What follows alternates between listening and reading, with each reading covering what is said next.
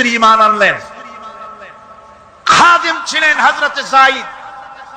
খাদেম তো তার প্রভুর জন্য জান দিতে পারে, মাল দিতে পারে, মহব্বত করতে পারে, সব পারে। খাদেম ঈমান আনতে পারে না, যেহেতু খাদেমের কাছে তার সাহেবের ইনস এন্ড আউট, তার ভেতর বাইরে সবকিছুই পরিষ্কার থাকে।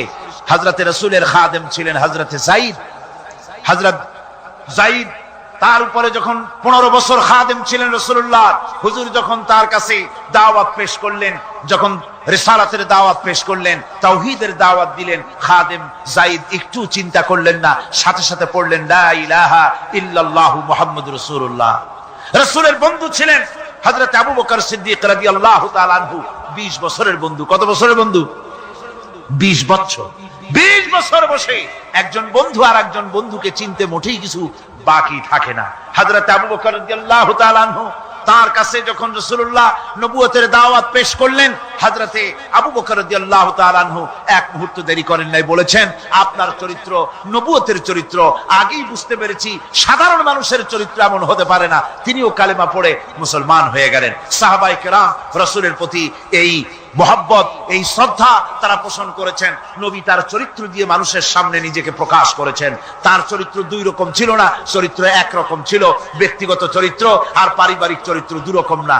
তার ব্যক্তিগত যে চরিত্র ওইটাই ছিল তার ঘরের চরিত্র, যেটা ছিল ঘরের সেটাই ছিল বাইরের। হযরত আয়েশা সিদ্দিকা রাদিয়াল্লাহু তাআলা আনহা সাহাবীদের প্রশ্নের জবাবে বলেছেন রাসূলের চরিত্র হচ্ছে কোরআন। রাসূলের চরিত্র কি? কোরআন। রাসূলুল্লাহ এই পৃথিবীতে কেন আসছেন? আসার কারণ হলো তিনি হচ্ছেন আদর্শ। আল্লাহর নবী বলেছেন লাকাদ কানা লাকুম ফি রাসূলিল্লাহি উসওয়াতুন হাসানা, তোমাদের জন্য গ্রহণযোগ্য মহত্তম আদর্শ হতেছে তোমাদের রাসূল। তোমাদের রাসূলের ভিতরেই তোমাদের আদর্শ রয়েছে। তার কাছ থেকে তোমরা আদর্শ গ্রহণ করো। তিনি এতিমের আদর্শ, শিশুর আদর্শ, কিশোরদের আদর্শ, যুবকের আদর্শ, তরুণের আদর্শ, বৃদ্ধের আদর্শ, পিতার আদর্শ, নানার আদর্শ, স্বামীর আদর্শ, সেনাপতির আদর্শ, শ্রমিকের আদর্শ, রাষ্ট্রপ্রধানেরও সকলের জন্য আদর্শ। যেই যুগে বেহাপনার উলঙ্গপনা দিয়েছিল সমাজ ভর্তি, আল্লাহর ঘর তাওয়াফ করে নারী আর পুরুষেরা উলঙ্গ হয়ে, সেই যুগে রাসূলুল্লাহ যখন কাবা শরীফ রিকনস্ট্রাকশন হচ্ছিল, পুনর্নির্মাণ হচ্ছিল, তখন তিনি বহন করছিলেন পাথরগুলি মাথায় করে। তার চাচা তাকে বললেন তোমার তো বড্ড কষ্ট হচ্ছে, তুমি এখন এইটাকে ঘাড়ের উপরে, লুঙ্গিটা খুলা ঘাড়ের উপরে রেখে তারপর এটা বহন করো। হুজুর যখন লুঙ্গির গিরায় হাত দিয়েছেন খুলবেন এই চিন্তা করে, ঘাড়ের উপরে রেখে পাথর বহন করবেন, লুঙ্গির গিটে হাত দিয়েছেন, খোলেন নাই। লুঙ্গির গিটের উপরে হাত রেখে তিনি চিন্তা করলেন এতগুলি লোকের সামনে কাপড়টা খুললে পরে কি শরম হবে। কাপড়টা খোলেনি নাই, শুধু খুললে পরে কি লজ্জা হবে। এই আগাম শরমের অনুভূতিতে মুহাম্মদ সাল্লাল্লাহু আলাইহি ওয়াসাল্লাম বেহুশ হয়ে জমিনের উপরে পড়ে গিয়েছে। আদর্শ কাকে বলে? শিশুর আদর্শ, কিশোরের আদর্শ, স্বামীর আদর্শ, পিতার আদর্শ, নানার আদর্শ, গোটা পৃথিবীর সমস্ত মানুষের আদর্শ রাসূল করিম সাল্লাল্লাহু আলাইহি ওয়াসাল্লাম। তার কাছে তিনি স্ত্রীদের আদর্শ ছিলেন, তিনি নানার আদর্শ ছিলেন। ইমাম হোসেনকে তিনি কোলে নিচ্ছেন, ঘাড়ে উঠছে বাচ্চা, বুকের উপরে উঠছে। একজন সাহাবী বলছেন হুজুর বাচ্চা পেলে আপনি এত আদর করেন, আমার তো 6-7টা ছেলে মেয়ে, আমি মোটে কোলেও নি না আর জীবনে একবার সুমাও খাই না, আমার মোটে ইচ্ছাই করে না। হুজুর বললেন আল্লাহ যদি তোমার দিলের মধ্যে রহম পয়দা না করেন তো আমি কি করতে পারি। হুজুর বাচ্চাকে নিয়ে আদর করছেন। ইমাম হোসেনকে বলছেন হোসেন কে বড় বলো তো, তুমি বড় না আমি বড়? হোসেন বলছেন নানাজি আমি আপনার থেকে বড়। আশ্চর্য কথা, তুমি আমার থেকে বড় কিভাবে? হোসেন বলছেন নানাজি বলুন তো আপনার পিতার নাম কি? হুজুর বলছেন আমার পিতার নাম আব্দুল্লাহ। হোসেন বলছেন এই আব্দুল্লাহ এই পর্যন্তই শেষ, আপনি তো আমার পিতার মতো পিতা পান নাই, আমার আব্বার মতো আব্বা আপনার আছে। আমার আব্বাকে বলা হয় আসাদুল্লাহিল গালিব, সমস্ত কাফেরদের জন্য বিজয়ী বীর বাঘ আমার আব্বা। এবং আমার আব্বা সম্পর্কে আপনি বলেছেন আনা মাদিনাতুল ইলম ওয়া আলিয়ুম বাবুহা, আমি হচ্ছে একটি জ্ঞানের রাজ্য আর আলী হচ্ছে সেই রাজ্যে প্রবেশের প্রধান তোরণ। আমার বাপের মতো বাপ আছে আপনার? হুজুর আশ্চর্য হয়ে গেলেন, বাচ্চা বলে কি? হোসেন বলছেন নানাজি এবার কন্ত দেখি এবার বলুন তো দেখি আপনার মায়ের নাম কি? হুজুর বলছেন আমার মায়ের নাম আমেনা। হযরত হোসেন বলছেন এই আমেনা পর্যন্তই শেষ, কয়জনে চিনবে কর? আমার মায়ের মতো একটা মা আপনার আছে? আমার মায়ের মতো একটা মা আপনি পেয়েছেন? আমার মাকে চেনেন? আমার মা হচ্ছেন জান্নাতের সাইয়্যিদাতুন নিসা, জান্নাতের সমস্ত মহিলাদের সরদারিনী আমার মা ফাতিমাতুজ জাহরা রাদিয়াল্লাহু তাআলা আনহা। আমার মায়ের মতো একটা মা আপনি পেয়েছেন?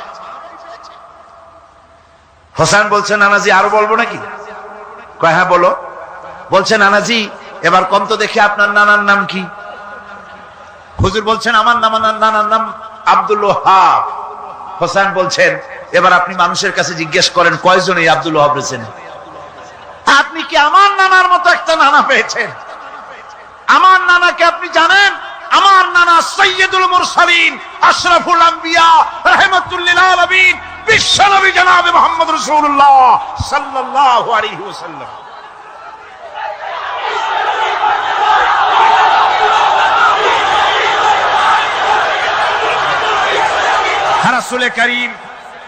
রাসূল করিম সাল্লাল্লাহু আলাইহি ওয়াসাল্লাম হোসেনকে বুকের সাথে জড়িয়ে ধরে হোসেনের ঠোঁটের উপরে, তার চিবুকের উপরে, তার গন্ডদেশে, তার কপলে বারবার চুমো খেতে লাগলেন আর বললেন নানা আমি আজকে তোমার সামনে হেরে গেলাম। সুবহানাল্লাহি ওয়া বিহামদিহি। কি আদর করতেন তিনি বাচ্চাদেরকে। রাসূলুল্লাহ রাস্তা দিয়ে যেতেন আর বাচ্চারা খেলাধুলা ছেড়ে রাসূলের কাছে ছুটে আসতো। একবার তো রাসূলুল্লাহ একটা বাচ্চার মাথায় হাত বুলিয়ে খেলা ছেড়ে দিয়ে ছুটে আসছে। হুজুর তাকে জিজ্ঞেস করলেন তোমার সাথে যে পাখিটা থাকতো সেই লাল পাখিটা কই? ছেলে তো কেঁদে ফেললো। ছেলে বলে ফেললো যে আপনি বিশ্বনবী, আমি একটা ছোট্ট মানুষ, আমার পাখির খবর আপনি রাখেন। সুবহানাল্লাহি ওয়া বিহামদিহি। রাসূলুল্লাহ তার চরিত্র দিয়ে মানুষকে জয় করেছিলেন, মুহাব্বত দিয়ে। তরবারি দিয়ে ইসলাম প্রতিষ্ঠিত হয় নাই, ইসলাম এসেছে মুহাব্বত দিয়ে, উদারতা দিয়ে, ভালোবাসা দিয়ে। তরবারি দিয়ে ইসলাম বিজয় হয় নাই পৃথিবীর বুকে।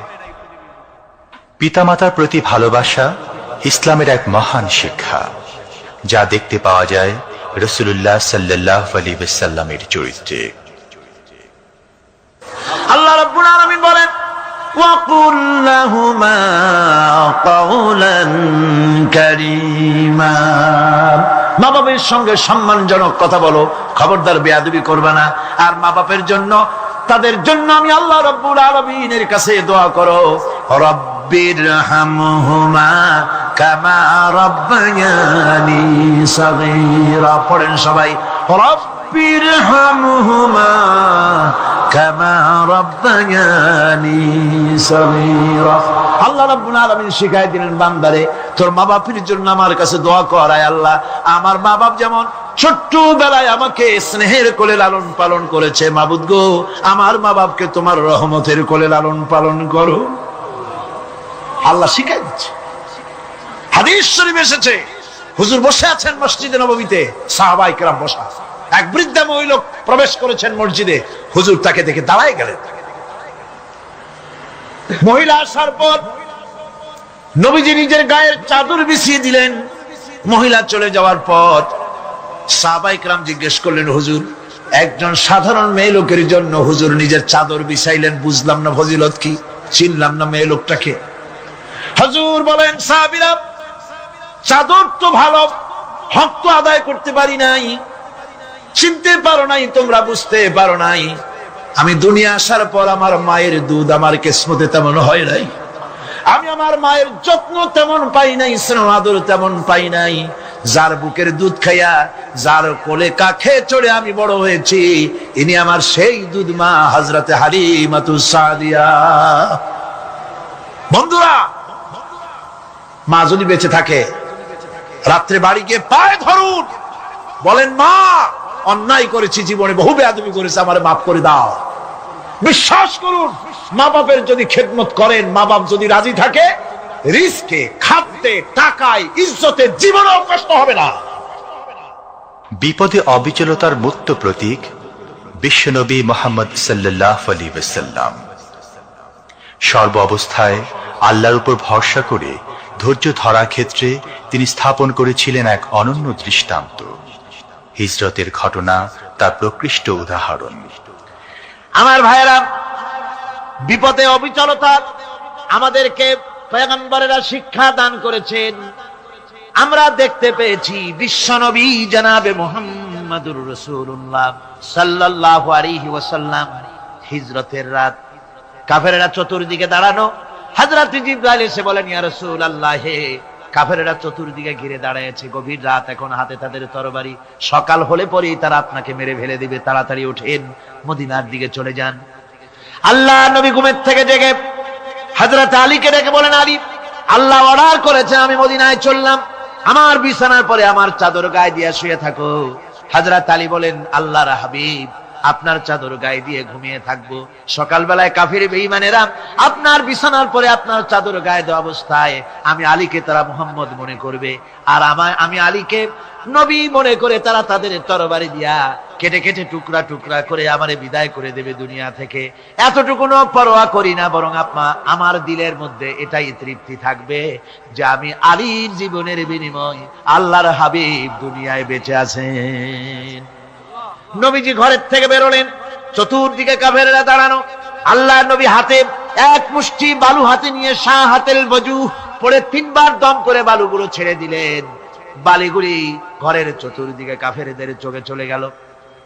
পরবর্তী সময় রব্বুল আলামিন ডেকে বলেন, নবীরে, বালি যখন নিক্ষেপ আপনি করেছিলেন, ধুলাগুলি আপনি তো শুধু নিক্ষেপ করেছিলেন, কিন্তু চতুর্দিকে কাফেরদের চোখে গেল কেমনে? একদিকে মেরেছিলেন, সেই দিকেই তো যাওয়ার কথা ছিল, চতুর্দিকের কাফেরের চোখে চোখে সেগুলো পৌঁছে গেল কেমনে? ওয়ামা রামাইতা ইদ রামাইতা ওয়ালাকিন্নাল্লাহ রামা।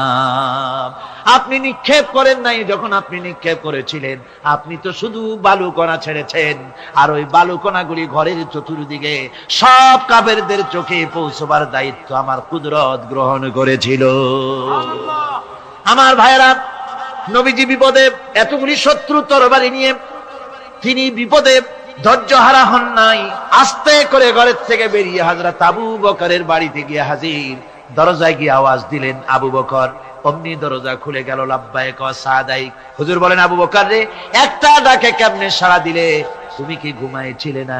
হযরত আবু বকর বলেন, হুজুর, আপনি বলেছেন আমাকে নিয়ে হিজরত করবেন, আমি মনে মনে চিন্তা করেছি, না জানি কত রাত্রে নবীজি আসেন, উঠতে যদি আমার দেরি হয়ে যায়, নবীজি যদি দরজার কাছে দাঁড়ায় দাঁড়ায় আমারে ডাকাডাকি করে, আর আমি যদি ঘুমায় থাকি, তাহলে আল্লাহর নবীর সঙ্গে বেয়াদবি হয়ে যাবে। এই মনে করে বিছানায় না ঘুমাইয়া আপনার গলার আওয়াজ শোনার জন্য এই দরজার সঙ্গে পিঠ লাগাইয়া লাগাইয়া দাঁড়াইয়া ঘুমাচ্ছিলাম। আল্লাহর নবী হযরত আবু বকরকে সঙ্গে করে নিয়ে চললেন মদিনার দিকে। উল্টা পথে রওনা করলেন। বারবার কাবা শরীফের দিকে তাকাতে লাগলেন। বুখারী শরীফে এসেছে, নবীজি বারবার কাবার দিকে তাকিয়ে বলতেছেন, রে কাবা, বড় আশা ছিল তোর কাছে থাকবো, তোর খেদমত করব, কিন্তু তোর নিষ্ঠুর সন্তানেরা তোর কাছে আমারে থাকতে দিল না রে। আল্লাহ নবী মিসফালা দিয়ে জাবালে কেদোয়ার উপর দিয়ে চলে গেলেন জাবালে সুরে। গুহার কাছে যখন গিয়েছেন, হযর রক্ত হয়ে গেল। হযরত আবু বকর রাদিয়াল্লাহু তাআলা আনহু বলছেন, হুজুর, আর উপায় নাই, দিন হয়ে গেল, এখন বুঝি ধরা পড়ে যাব, ওই গুহার মধ্যে গিয়ে আশ্রয় নেই। তবে আপনি দাঁড়ান, গুহার ভিতরেই পাহাড়িয়া গুহা, বিচ্ছু থাকতে পারে, সাপ থাকতে পারে, আমি আগে ঢুকি, যদি কোনো হিংস্র প্রাণী থাকে আমার উপর দিয়া আঘাত হয়ে যাক, আল্লাহর নবী হেফাজতে থাকুন। হযরত আবু বকর রাদিয়াল্লাহু তাআলা আনহু গুহার ভিতরে নামলেন। নেমে গুহা সাফ করে হুজুরকে ডাকলেন। হুজুর তাশরীফ ফরমালেন গুহার মধ্যে। হুজুর বলেন, আবু বকর, হেঁটে হেঁটে কষ্ট হয়ে গেছে, তুমি বসো, তোমার উরুর উপরে মাথা রেখে আমি একটু ঘুমায়ে যাই। আল্লাহর হাবিব ঘুমায় গেলেন। হযরত আবু বকর লক্ষ্য করে দেখেন চতুর্দিকে অনেকগুলি গর্ত দেখা যায়। এই গর্ত থেকে সাপ আসতে পারে, বিচ্ছু আসতে পারে মনে করে নিজের গায়ের চাদর ছিঁড়ে ছিঁড়ে গর্তগুলি বন্ধ করা শুরু করে দিলেন। কয়েকটা গর্ত বন্ধ করার মতো চাদর আর নাই, পাও দিয়ে চেপে ধরলেন। এক পাহাড়িয়া বিষধর সাপ বেরোবার জন্য চেষ্টা করে বেরোবার পথ খুঁজে না পেয়ে হযরত আবু বকরের পায়ের উপরে দংশন করেছে। বিষের যন্ত্রণায় হযরত আবু বকরের চোখ থেকে পানি দরদর করে পড়ছে। রাসূলুল্লাহর ঘুম ভেঙে গেল। আল্লাহর নবী তাকে বলেন, আবু বকর, চোখে পানি কেন? বাড়ির কথা বুঝি মনে পড়ে গেছে। হযরত আবু বকর বলেন, ইয়া রাসূলুল্লাহ, আল্লাহর নামে কসম করে বলি, যেই দিন আমি ঈমান এনেছি ওই দিন থেকে আমার মা বাপ, আমার কোলে আমার সন্তান, আমার স্ত্রী, আমার জায়গা জমি ঘর বাড়ি, এমনকি আমার নিজের আত্মার চাইতে হুজুর আপনারে ভালোবাসি বেশি। তাহলে কাঁদো কেন?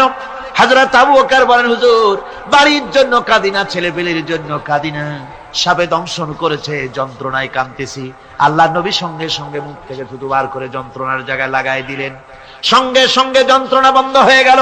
হুজুর বললেন, আবু বকর, প্রথম যখন তোমার এই আঘাত করেছিল সাপে, আমাকে কেন তাড়াতাড়ি বলো নাই? এতক্ষণ তো তোমার কষ্ট হতো না। হযরত আবু বকর বলেন, ইয়া রাসূলুল্লাহ, ওটা তো সাপে কাটার যন্ত্রণা, ওই যন্ত্রণায় আমার রক্ত জ্বলতেছে, যন্ত্রণায় যন্ত্রণায় আমার কলেজাটা যদি ফেটেও যেত। আল্লাহর হাবিব আরাম ফরমাচ্ছিলেন, আমি তাকে আরামে বিঘ্ন ঘটাতে পারতাম না। আমার ভাইয়েরা, হযরত আবু বকর, হযরত রাসূল দুজন বসে আছেন, এমনি সময় কাফের বেঈমানেরা খুঁজতে খুঁজতে জায়গা মতো এসে গেছে। একজনে বলে ভিতরে আছে, আর একজনে বলে নাই। পায়ের যদি থাকবে তাহলে মাকড়সায় জাল বুনালো কি করে, পাখি ডিম পেড়ে বসে আছে কি করে, তাদের সন্দেহ হতে লাগলো। এর মধ্যে নাই, একজন বলে আছে আর একজন বলে নাই। হযরত আবু বকর ভয়ের চোটে কেঁদে ফেলেছেন, হুজুর আর উপায় নাই। এই যে অবস্থা, এই অবস্থার ভিতরে, এই অবস্থার ভেতরেও আল্লাহ নবী এতটুকু ঘাবড়ে যান নাই। শত্রুরা তরবারি নিয়ে এসেছে, সুযোগ পেলেই একটু তাকালেই দেখতে পাবে, তুলে মেরে ফেলে দেবে। আল্লাহর হাবিব মোটেই ধৈর্য হারালেন না, এতটুকু হতাশ হলেন না। আল্লাহ পাকের হাবিব তার সাথীকে কি বললেন? তখন কোরআনে কারীম সূরা তাওবার মধ্যে আল্লাহ তা উদ্ধৃত করেছেন মুমিনদের জন্য, ইযহুমা ফিল গার ইয ইয়াকুলু লিসাহিবিহি লা তাহজান ইন্নাল্লাহা মা'ানা। ও আমার সাথী, ও বন্ধু, ভয় করো না, চিন্তা করো না, আমরা মাইনরিটি নই, আমরাই মেজরিটি। তার কারণ আল্লাহ আমাদের সাথে আছেন। সুবহানাল্লাহ। রাসূলুল্লাহ সাল্লাল্লাহু আলাইহি ওয়াসাল্লাম অত্যন্ত সাদাসিধে জীবন যাপন করতেন। হিজরত করে মদিনায় গিয়ে ইসলামী রাষ্ট্র কায়েম করার পরও তার দায়িত্বটা কাটেনি। হাদিসে এসেছে সে কথা। হযরত আবু হুরায়রা রাদিয়াল্লাহু তাআলা আনহু বলেন, আমি রাসূলুল্লাহর কাছে গেলাম, হুজুরকে গিয়ে সালাম করলাম। আল্লাহর নবী সালামের জবাব দিলেন, কিন্তু দেখতে পেলাম মুখ নড়ে, আওয়াজ বেরোলো না। কারণ কি? কাছে গিয়ে দেখি নবীজি ক্ষুধার যন্ত্রণায় কথা বলতেছেন, আওয়াজ বেরোতেছে না। এত ক্ষুধা লেগেছে আল্লাহর নবীর। 2-4 দিন চলে গেছে, খাবার নাই। রাসূলুল্লাহ সমস্ত গনিমতের মাল, যাকাত সদকার মালগুলি, খাদ্য দ্রব্যগুলি দুহাতে বিতরণ করেছেন। নিজের পেটে খাবার নাই, মানুষকে দিতেছেন। দিতে দিতে এশার নামাজ পড়ে নবীজি ঘরের মধ্যে প্রবেশ করে হযরত আয়েশা সিদ্দিকা রাদিয়াল্লাহু তাআলা আনহাকে ডেকে বলেন, আয়েশা রে, সারাদিন কষ্ট করেছি, দারুণ ক্ষুধা লেগেছে, তাড়াতাড়ি করে কিছু খাবার আমারে এনে দাও।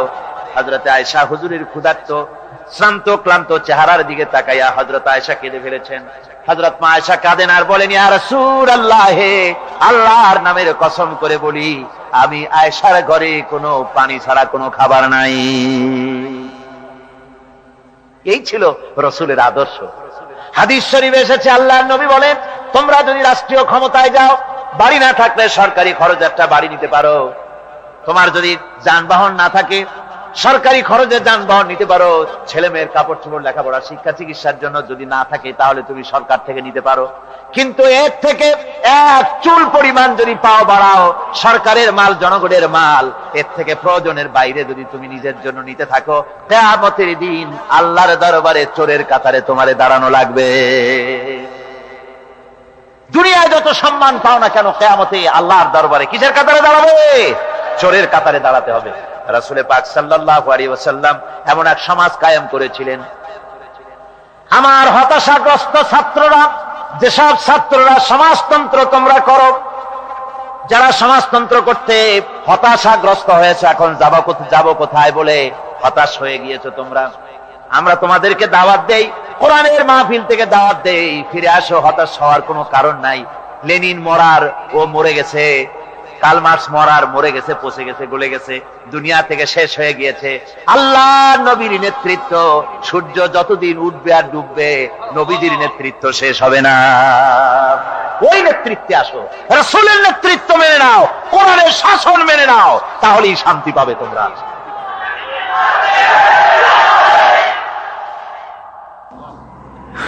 আল্লাহর নবী দুপুরে আরাম করতেছিলেন।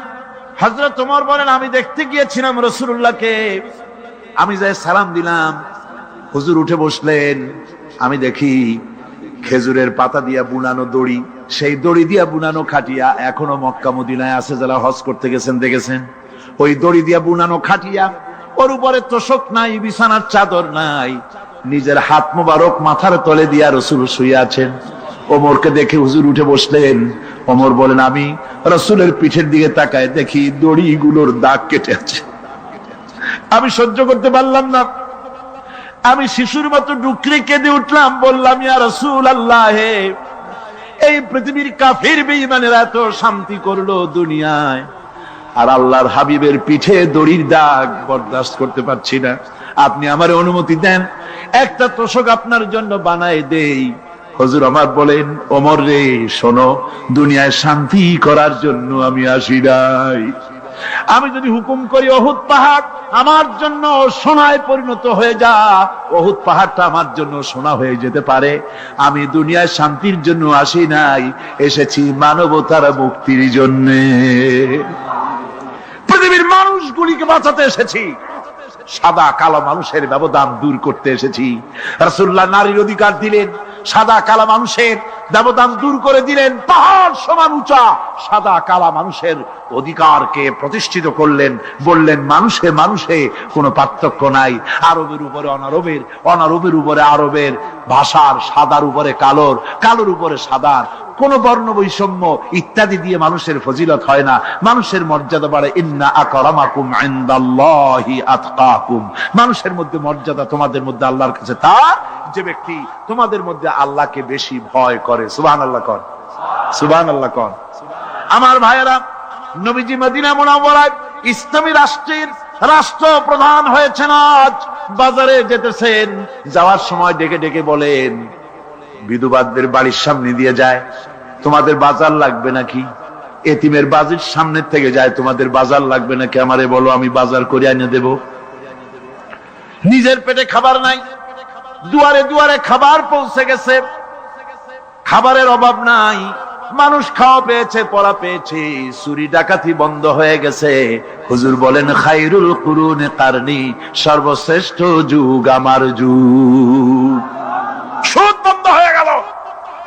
রাসূলুল্লাহ বললেন, সুদ আর চলবে না, হারাম। সুদ বন্ধ হয়ে গেল। হুজুর ব্যাংক চালু করে দিলেন। ব্যাংকের নাম হলো বাইতুল মাল। কি নাম হলো? এই ব্যাংক যেদিন রাসূলুল্লাহ উদ্বোধন করেন, আল্লাহর নবী বাইতুল মাল ব্যাংক উদ্বোধনের দিনে যে বক্তৃতা করলেন, বুখারীতে সেই বক্তৃতা লেখা হয়ে গেল। আল্লাহর নবী বলেন, মান তারাকা দায়নান আও দিয়ান ফালাইয়া, আমার এই রাষ্ট্রের ভিতরে কোন মানুষ যদি ঋণগ্রস্ত অবস্থায় মারা যায় আর ঋণ পরিশোধ করার মতো অর্থ যদি তার কাছে না থাকে, তাহলে তার ঋণ পরিশোধের দায়িত্ব, তার বিধবা স্ত্রী আর তার এতিম বাল বাচ্চার সব দায়িত্ব আমি মুহাম্মদ সাল্লাল্লাহু আলাইহি ওয়াসাল্লাম আমার কাঁধের উপরে উঠাইয়া নিলাম। এমন সুন্দর রাষ্ট্র চালু হয়ে গেছে, মানুষ খাবার পেয়েছে, পড়ার পেয়েছে। বুড়োরা, যাদের কাজ নাই, বুড়ো মানুষ কাজ করতে পারে না, তারা বসে বসে খাবারের ব্যবস্থা হয়ে গেছে। যুবকদের চাকরি হয়ে গেছে, বেকার কেউ আর বেকার নাই, সব কাজে ব্যস্ত হয়ে গেছে, মানুষের কাছে কাজ মিলেছে। কৃষক তাদের উৎপাদিত পণ্যের সঠিক মূল্য পাচ্ছে, শ্রমিক শ্রমের মর্যাদা পাচ্ছে, শ্রমিক মর্যাদা পাচ্ছে। রাসূলুল্লাহ বলেছেন, শ্রমিক আর মালিক মনিব আর গোলামের সম্পর্ক না, সম্পর্ক ভাই ভাই। সম্পর্ক কি? শ্রমিকের মর্যাদা রাসূলুল্লাহ এভাবে দিলেন, নিজে শ্রম দিলেন। মদিনার 8 বছর চলে যাওয়ার পর হযরত আয়েশা রাসূলুল্লাহকে দেখলেন মাজা কুজা, হযরত আয়েশা বলেন, হুজুর মাজাটা কুজা কেন? বয়সের কারণে হলো নাকি? হুজুর বলেন, না, বয়সের কারণে হয় নাই। এই মদিনার চতুর্দিকে কাফির বেঈমানেরা যখন মদিনাকে আক্রমণ করেছিল, আমি তখন মদিনার চতুর্দিকে খন্দক পরিখা খনন করেছিলাম, 3 মাইল লম্বা, 15 ফিট গভীর, 30 ফিট চওড়া। সাহাবীরা মাটি কেটেছে, আমি মাটি বহন করেছি, আবার আমি মাটি কেটেছি, সাহাবীরা মাটি কেটেছে। মাটি কেটে আর মাটির ঝুড়ি বহন করে করে কোমরে যে বেদনা হয়েছিল, আজ পর্যন্ত সেই বেদনা সেরে যায় নাই। এই হলো আমার রাসূল, এ হলো বিশ্ব নবী। কি নবী? চিল্লা এখন, কি নবী?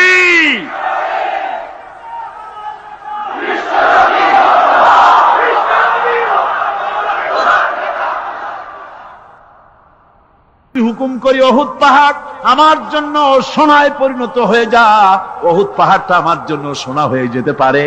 আমি দুনিয়ায় শান্তির জন্য আসি নাই, এসেছি মানবতার মুক্তির জন্য।